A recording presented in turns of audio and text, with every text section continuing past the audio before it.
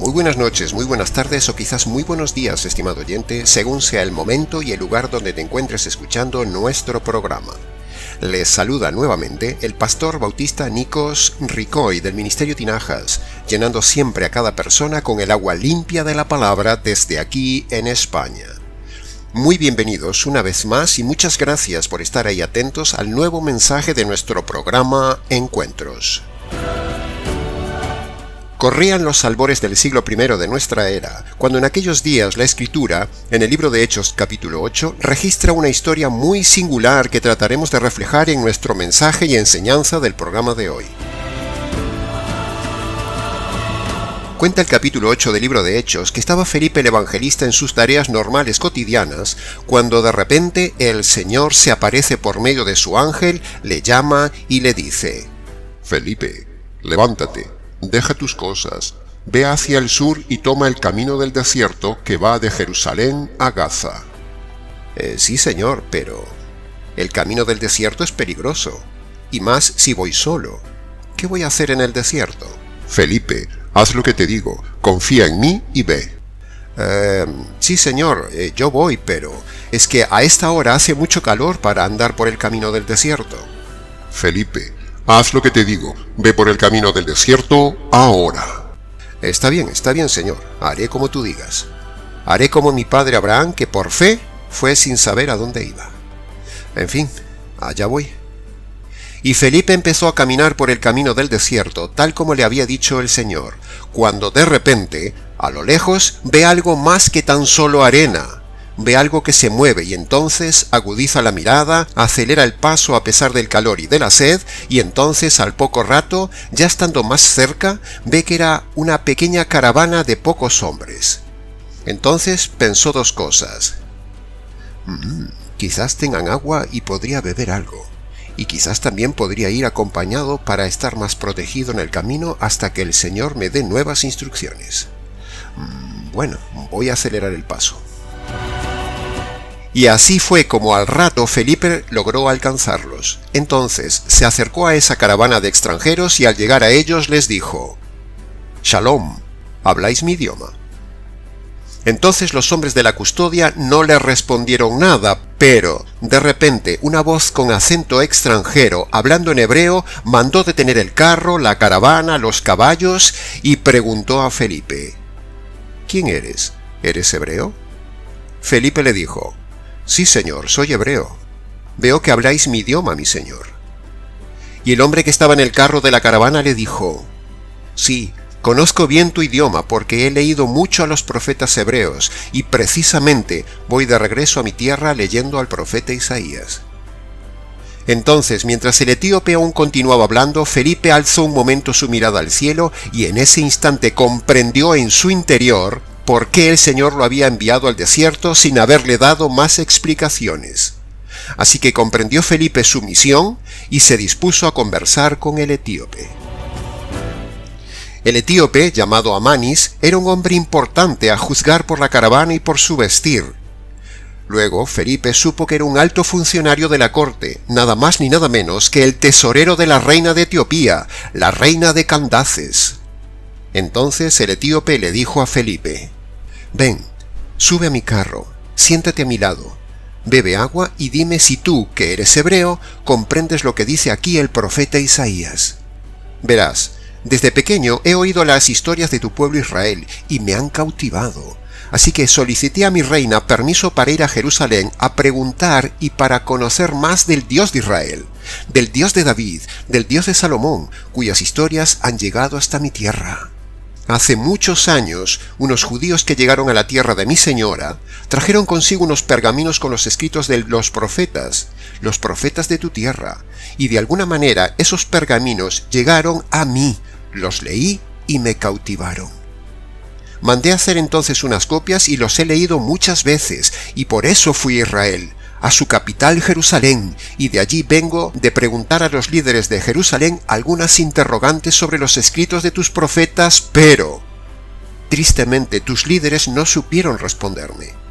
Por eso ya regreso a mi tierra un poco decepcionado, sin saber las respuestas, ni llevarme lo que vine a buscar.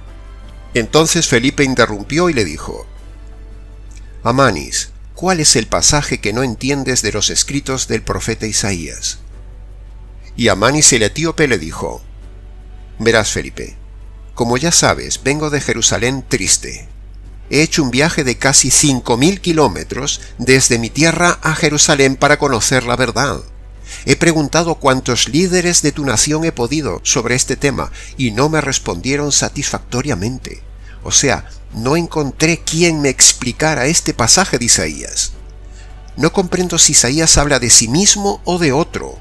Es un pasaje que inquieta mi corazón profundamente hace tiempo y no logro comprender en mi alma este dilema. Entonces, Felipe, tomando la palabra y aquietando su alma, le dijo que él le explicaría claramente el sentido de ese pasaje. Y así fue como, empezando por ese pasaje de Isaías, el pasaje del siervo sufriente que nosotros conocemos como el famoso capítulo 53, Felipe empezó verso a verso a explicarle detalladamente que ese pasaje se refería al Mesías sufriente, no al profeta Isaías, no a Israel, sino que se refería al Mesías, y que casualmente, hacía pocas semanas, se había cumplido ese pasaje del profeta Isaías en un hombre llamado Jesús de Nazaret, el Mesías. Entonces Amanis el etíope, asombrado de lo que le estaba explicando Felipe, no daba crédito a la providencia divina y empezó a sentir en su ser que había llegado el momento tan anhelado en su vida de comprender lo que por años no había comprendido, y ardía su corazón cuando Felipe le explicaba las Escrituras y le abría el entendimiento, como hasta ahora nadie lo había hecho.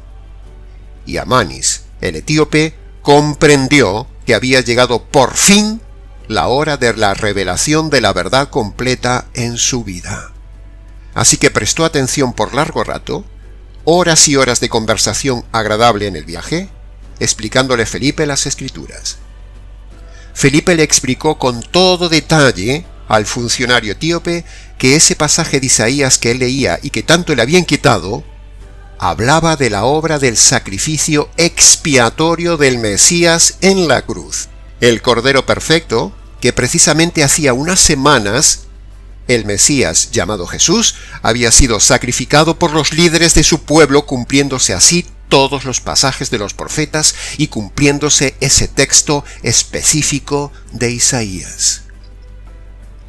De esa manera Felipe le hizo comprender al etíope Amanis no solo que Jesús era el personaje central del pasaje de Isaías, sino que catapultándose desde ese mismo pasaje, Felipe lo fue llevando poco a poco, profeta a profeta, pasaje a pasaje, hasta llegar a poder explicarle el mismísimo Evangelio de Jesús, el Mesías.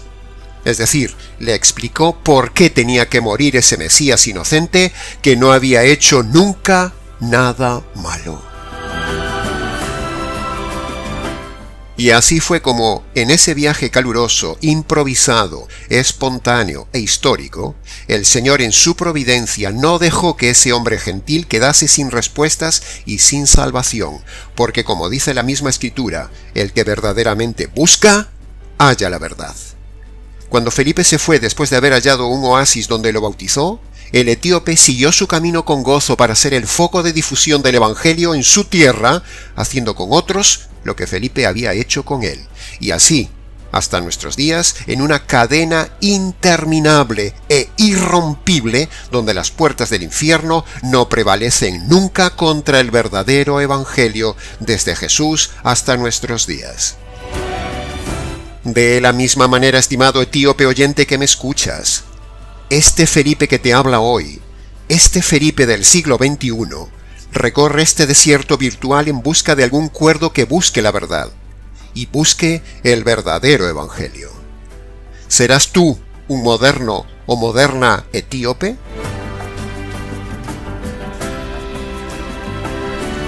Ahora hagamos lo siguiente, estimado oyente. Acompáñeme en un breve viaje expositivo analizando algunos de esos pasajes de Isaías capítulo 53, como si fuéramos un moderno Felipe que comparte con nuestros modernos oyentes etíopes. O sea, haremos lo mismo que hizo Felipe con Amanis el etíope en el siglo I. Abriremos los pergaminos que usted tiene ahora en pantalla, pergaminos con más de 2000 años de antigüedad, y empecemos entonces el viaje analítico con Isaías capítulo 53. Dice Isaías capítulo 53 versículo 4: Eran nuestras enfermedades las que llevaba y nuestros dolores los que pesaban sobre él. Con toda seguridad, cuando Felipe pasó por Isaías capítulo 53 versículo 4, le dijo a Amanis el etíope que esas enfermedades a las que se refería ahí el profeta no son las enfermedades físicas del hombre, porque Isaías en el capítulo 1 ya había dicho que, capítulo 1 versículos 5 y 6, Toda cabeza está enferma y todo corazón está doliente delante de mí, porque desde la planta del pie hasta la cabeza no hay en el hombre cosa sana, sino que todo es en él herida, hinchazón y podrida llaga, sin curar, sin vendar y sin haber sido suavizada con aceite. Así es como Dios ve al hombre en su corazón, lo ve enfermo espiritual, estimado oyente. Por eso Cristo no murió por las enfermedades físicas como dicen los pentecostales falsos del día de hoy, sino que murió para sanar al hombre en su enfermedad interior, tal como dice aquí Isaías. Cristo no murió para sanarte físicamente, Cristo murió para sanarte espiritualmente de tus enfermedades espirituales llamados pecados, y sanarte de ellos para librarte de la muerte eterna. Sigamos. Cuando Felipe pasó por Isaías capítulo 53 versículo 5, o sea, el siguiente versículo, leemos: Fue él traspasado por nuestras rebeliones, fue molido por nuestros pecados, el castigo de nuestra paz cayó sobre él, y por su herida somos nosotros sanados. Cuando uno lee esto, se estremece, estimado oyente. La intensidad de cada pasaje va subiendo de tono como en una melodía increciendo hasta llegar al versículo 10 en su máxima expresión de fuerza más intensa de esa obra trágica de la profecía de la cruz. Este versículo solo de Isaías capítulo 53 versículo 5 daría ya para un mensaje entero, pero me centraré brevemente y tan solo en esta frase final: por su herida somos nosotros curados. No dice heridas, como hablando de lo físico, no, sino que dice por su herida, como hablando de una sola. Jesús tuvo varias heridas físicas, pero aquí el profeta habla en singular, habla de una sola herida. ¿Y cuál fue su herida, estimado oyente? Su herida, su corte, su desgarro, no fue el sufrimiento físico de su cuerpo en la crucifixión, ni tampoco las heridas físicas de su cuerpo. No. Como ya hemos dicho varias veces en nuestro canal, lo físico no fue el mayor dolor del Señor Jesús, sino que su mayor herida fue el corte de la comunión con su familia divina, por haber sido lanzado fuera de la comunión y la relación divina. Ese corte, esa abertura, ese desgarro de su alma fue su mayor herida. Su mayor herida fue haber sido cortado sin anestesia y sin contemplación alguna de la unidad divina. Su herida fue en su alma por haber sido expulsado de la unidad familiar divina que le amaba. Su herida fue haber sido tratado como un criminal por el Padre y el Espíritu Santo, que fueron en la cruz sus jueces. Su herida fue en su alma por haber sido abandonado en soledad desde Getsemaní hasta el Calvario, con horrores por esa copa de la ira que le venía encima. Su herida fue haber sido circuncidado de la triunidad divina. Su dolor, su alma herida, fue haber sido maldecido por las dos personas que más le amaban, las dos personas de la divinidad, el Padre y el Espíritu Santo, los cuales lo cortaron de su comunión, lo cortaron de su amor, lo cortaron de su relación, lo hirieron de muerte física y de muerte relacional, o sea, lo despreciaron, lo separaron de ellos para que el hombre no sea herido de muerte ni separado en la eternidad en la cárcel eterna. La herida del Señor Jesús fue la herida de su alma por haber sido despreciado por el resto de Dios. Y ese dolor no solo fue suyo, sino que el Padre y el Espíritu Santo fueron también desgarrados en sus almas en el mismo dolor del Hijo, por tener que desechar al Hijo inocente de la unidad. El Hijo amado y el Hijo de sus entrañas fue desechado, y todo por ti, estimado oyente, seas hombre o seas mujer, para que tú no seas herido en tu alma, eternamente y para siempre por los siglos de los siglos. Y eso no sucederá si recibes este evangelio que predicamos en este canal y este mensaje del día de hoy. Pasemos ahora al versículo 6. Todos nosotros, sin excepción, nos habíamos descarriado como ovejas, siguiendo cada uno su propio camino. Pero Yahvé hizo descargar sobre él el pecado de todos nosotros. Nos centraremos solo en la última parte del pasaje, estimado oyente, para ver aquí que es Yahvé el encargado de ejecutar a este inocente cordero. No es el hombre el que lo ejecuta, ni es el hombre el que descarga nada, sino que es Yahvé. El pasaje dice que Dios descargó sobre él. En el texto no aparece por ningún lado la ejecución por parte de ningún hombre, ni de ningún ángel, sino que el mismísimo Yahvé descarga la ira de la furia que producen los pecados del hombre y lo castiga con la muerte. Por lo tanto, el que descarga la ejecución de la doble muerte de la cruz, la física y la personal, es Yahvé. No son los romanos, ni los judíos, ni los ángeles malos. Todo esto es lo que impactó y entendió Amanis el etíope, y que nosotros, como un moderno Felipe, le explicamos a usted, estimado etíope moderno. Por falta de tiempo, nos pasaremos ahora directamente al tremendo versículo 10, el versículo más impactante de todo el Antiguo Testamento. Y dice así: quiso Yahvé quebrantarlo con padecimientos, y por haber ofrecido su vida en expiación, verá descendencia, y vivirá por largos días, y el favor de Yahvé se logrará por él. En el versículo 6 vimos que Yahvé descarga sobre él el castigo del pecado. Y aquí vemos algo similar. Fíjese bien, estimado oyente, en la frase quiso Yahvé quebrantarle. ¿Se da cuenta de que fue el resto de los integrantes de Dios los que ejecutaron quebrantando al Hijo? Sí, ha oído bien. Ya lo habíamos dicho antes. Yahvé el Padre y Yahvé el Espíritu Santo, o sea, el resto de los integrantes de Dios, porque Dios es tres, ejecutan al Hijo. Dos quebrantan a uno. ¿Ve nuevamente aquí que no hay intervención humana ni angelical ni diabólica? El Padre Yahvé y el Espíritu Yahvé quieren quebrantar, descargar y destrozar al Hijo bajo la furia de la ira de Dios que producen los pecados suyos y míos, estimado oyente. Aquí no hay centralidad en lo físico. Aquí hay centralidad en el desgarro de las tres almas de Yahvé. El Hijo desgarra su alma hasta la muerte por ser despreciado por su familia, como dijo él mismo en Getsemaní: mi alma está triste hasta el grado de muerte. El Padre quebranta su alma al matar al Hijo. El Espíritu Santo quebranta también su alma por apoyar, aprobar y sentenciar con el Padre al Hijo. Y el Hijo ve quebrantada su vida y su alma al ser despreciado por su familia divina, que ahora son su juez. Ellos tres decidieron esto en el Consejo Eterno. Por eso dice el verso: quiso Yahvé.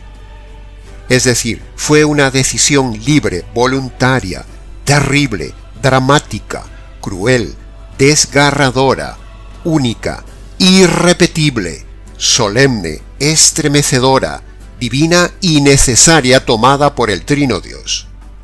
Fue una decisión que conmovió a todo el universo. Incluso tuvo que haber estremecido al mismísimo diablo por no creerse lo que estaba viendo, es decir, ver su derrota en sus propias narices en la cruz. El amor son decisiones, no emociones, estimado oyente. Por eso nuestra tesis es que Dios es un Dios decisional que quiso, es decir, que decidió hacer todo esto calculada y fríamente por un delincuente rebelde llamado hombre.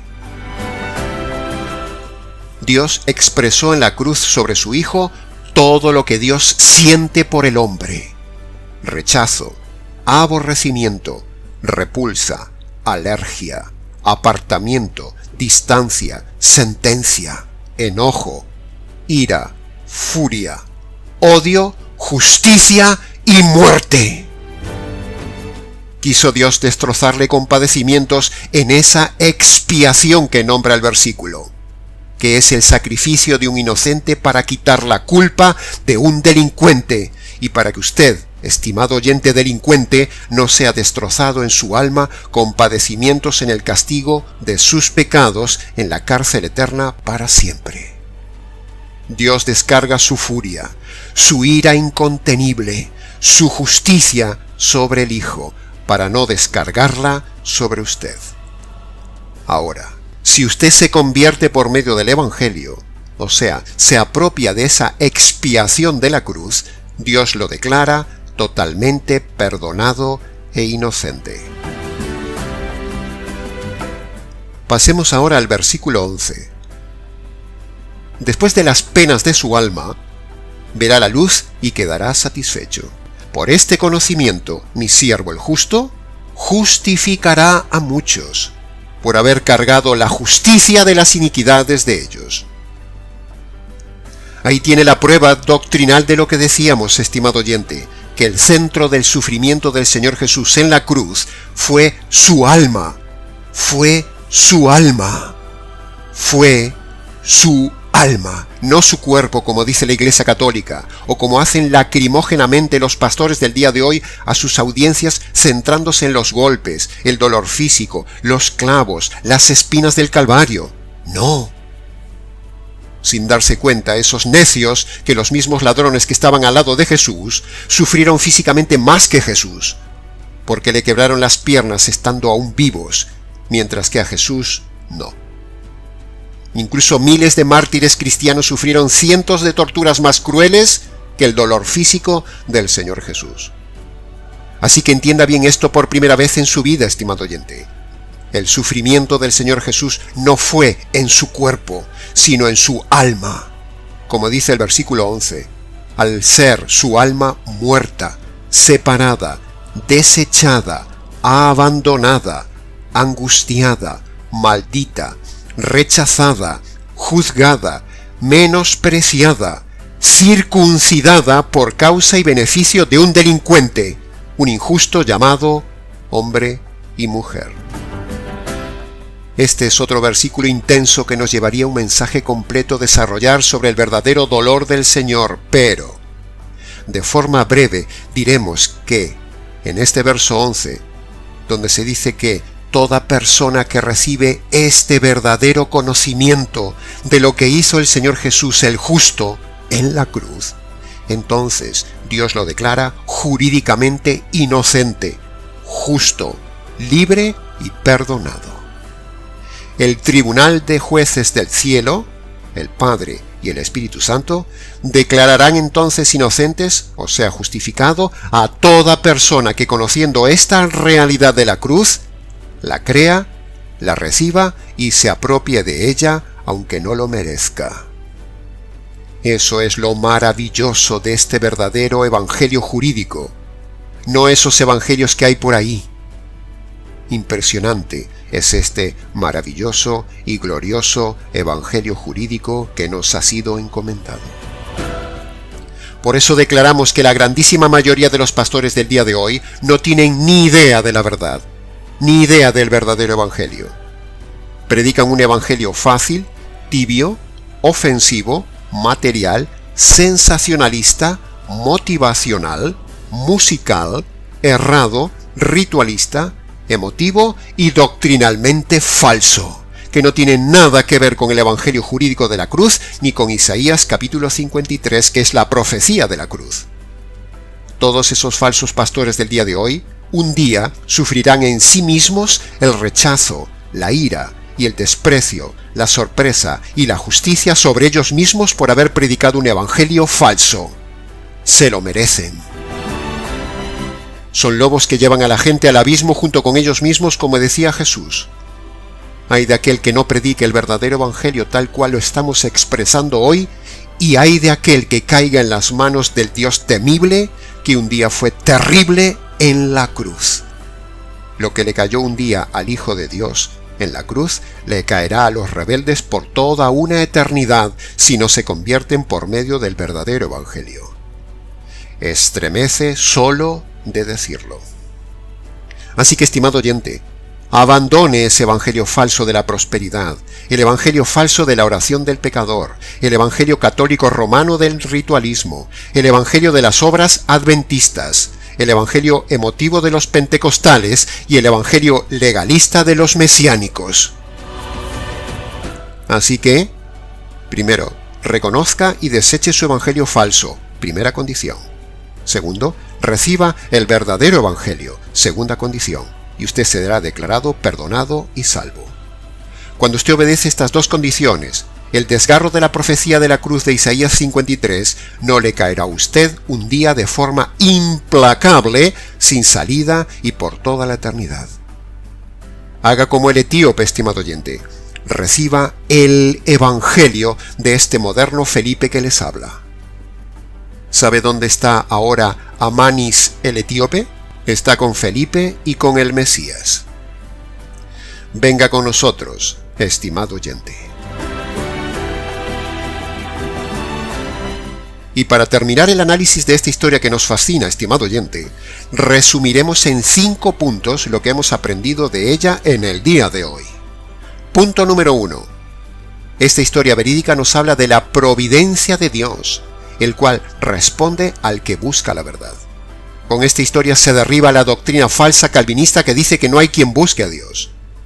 Damos testimonio de ello en este canal, que muchas personas descubren y han descubierto con nosotros lo que durante años habían buscado: la verdad. Hay 3 grupos de personas en la humanidad: los que buscan a Dios y le encuentran, los que no le buscan pero Dios se cruza con ellos y lo encuentran, y tercero, los que no le buscan porque solo se buscan a sí mismos a pesar de que su conciencia y su razonamiento les grita que busquen a Dios. ¿En qué grupo estás, estimado oyente? Punto número 2. Este relato del etíope en Hechos capítulo 8 nos habla de la disposición que debemos tener para llevar el evangelio sin importar las dificultades, ni el costo, ni el lugar, ni el precio, ni la hora, ni nuestros intereses, porque siempre hay alguien que está buscando la verdad. Punto número 3. Esta historia también nos enseña que una persona sola no puede llegar nunca al conocimiento de la verdad. Necesita siempre de un verdadero evangelista que le explique y le ayude detalladamente con las Escrituras a comprender el verdadero evangelio. Punto número 4. Otra cosa que nos enseña el relato es que Felipe no le hizo repetir ninguna oración de fe al etíope, sino que Felipe le explicó primero las Escrituras y segundo le explicó el evangelio. Pero no dice nada el texto de Hechos capítulo 8 de haberle hecho repetir una oración de fe. No. Por eso, todos esos predicadores que defienden la oración de fe y la practican son falsos evangelistas. Todo eso de pase al frente, repita esta oración, acepte a Jesús en el corazón, cierre los ojos, levante la mano y entréguele la vida a Dios, no es bíblico. Y Felipe no lo hizo porque es falso, y nosotros tampoco. Punto número 5. Al final del relato vemos que Felipe le había hablado también del bautismo, y de hecho, cuando encuentran agua, lo bautiza por inmersión. Esta historia derriba el presbiterianismo calvinista que bautiza a los niños, y derriba el catolicismo romano que también bautiza a los niños. Lo que perdona los pecados y salva es el evangelio, no el agua del bautismo, ni tampoco salva el bautizar a los niños. Los niños todos ya son salvos. Uno se bautiza si se puede bautizar, pero si no se puede bautizar, no se bautiza. El bautismo no salva ni perdona los pecados. Lo que salva y perdona los pecados es la conversión por medio del Evangelio del Señor Jesús. Si no tienes el verdadero Evangelio y te han mojado, eso no te salva. te espera la cárcel eterna, por muy mojado que estés, que conste en acta. Y hasta aquí, estimado oyente, con el relato fascinante de Amánis el etíope y Felipe el evangelista. Para consultas, comentarios o preguntas, escríbenos nicos@gmx.es. Les ha compartido la verdad, solo la verdad y nada más que la verdad para el que busca la verdad, un verdadero evangelista, Nikos Ricoy, del Ministerio Tinajas, desde aquí en España. Hasta nuestro próximo mensaje evangelístico lleno de verdad, aquí en su programa Encuentros.